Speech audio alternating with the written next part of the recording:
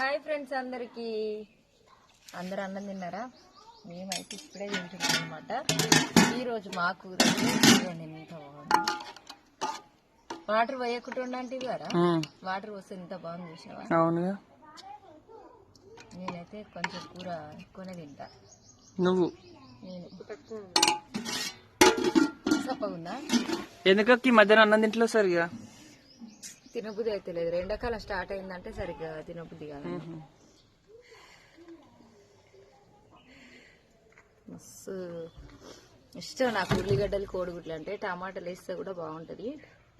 కొద్దిగా అయితే మసాలా వేసి వండిన.